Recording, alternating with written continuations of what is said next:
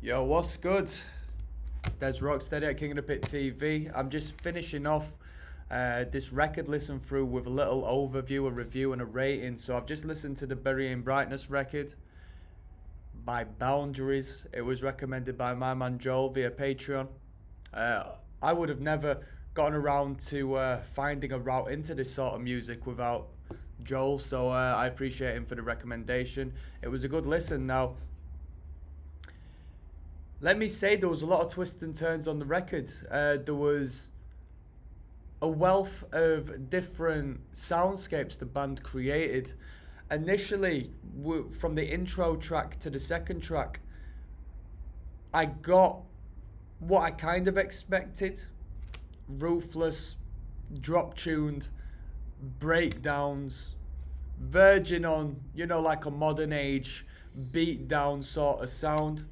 Definitely a marketable sound. When I say marketable, I mean definitely profitable in a metal sense, because I know there's going to be great groups of individuals who like this music. Not only that, they sound tight, the riffing was good, and the production was very good. Definitely a well-established act as far as getting into the studio and creating a product and coming together and having a sound. There was no issues with them sort of being a bit confusing to listen to. It sounds like they've definitely formed a sound at this point and know how to work together to attain that. As far as elements in the music, we had some atmospheric sort of post-hardcore parts. We had metalcore slash thrash metal riffs, which were very fun and entertaining. Tech deathy riffs, which could, be the thrash metal if it was in standard tuning, but there was just these little timing,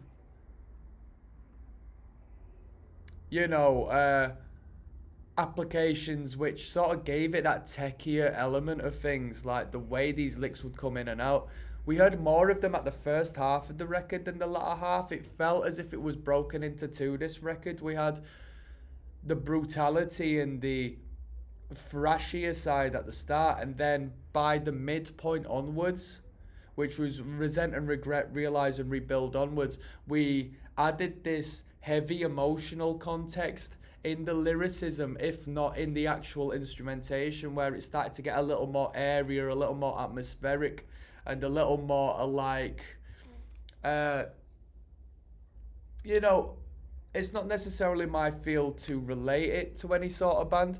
There was a parallel with the vocals and the tech deathier riffs and the breakdown beatdown sections, which was a like Malevolence, in my opinion. Some points sounded exactly like Malevolence, so I'm sure they would have performed together.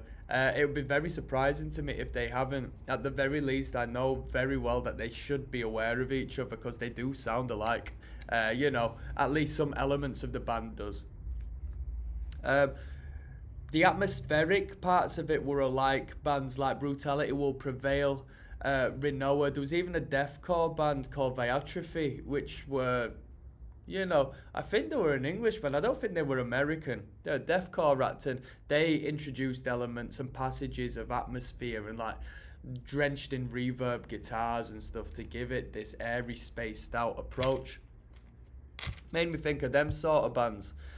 But yeah, it was good. It was good.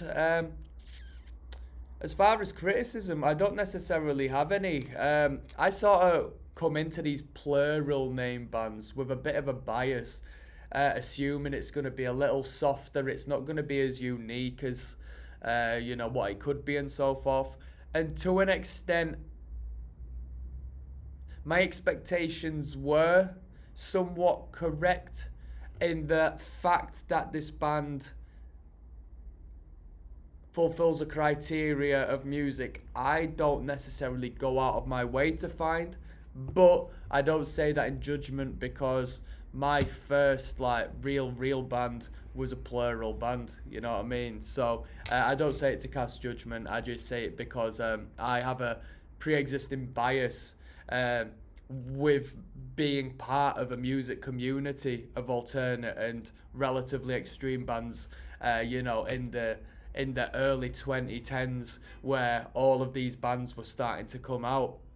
You know what I mean? I've seen a lot of them come and go, and so that's why I sort of have this pre-existing notion of what to expect with these bands. But I was quite pleased with the broad, expansive soundscape the band could create. There definitely was a lot of depth, and even when it came to the lyrical content, it seemed like the guy had a lot on his mind as far as one particular space. Conceptually, there was a lot of reference of death, and there was a lot of reference of, not necessarily wanting to be here, and those around him aiding him in staying present. I don't want to get into too much depth in regards to that. It's a tricky topic to cover, but I'm sure you know what I'm on about if you've heard the record and you're interested in, what's going on there. So maybe it's not a concept album per se, but lyrically speaking, he definitely had a lot to say about, one moment, about that particular side of life, or at least his experience in life. As far as rating the record, I'm going to give it a 7 out of 10 because it was an easy listen, and I like easy listening records. If it's easy for me to listen and I'm not signing out and getting bored and having to return to the record like a quarter way through, halfway through, then to me that's a good record. That means it aligns with me in one way or another, whether it be pleasing to the ears or entertaining enough for me to hold on to wait to the next bit and wait to the next bit, or if quite simply it's over and out fast, which is quite, I like that. I don't like anything being just drawn out and too much. That's not for me. I've listened to progressive rock back in the day as a kid. Then I got into punk rock music, and then I just threw all of that long stuff out of the window. So yeah. It was easy listening for me. It was a pleasure to listen to. 7 out of 10. I remove some points purely as it's not my field, I either want to listen to some extreme brutal metal, or I want to listen to some in-your-face, sweaty, weirdo punk rock music. This is a middle ground. I mean, it doesn't contain the punk, but it's a middle ground in the sense that it's relatively safe metal music. It's very good, marketable metal music. Very signable metal music for the labels.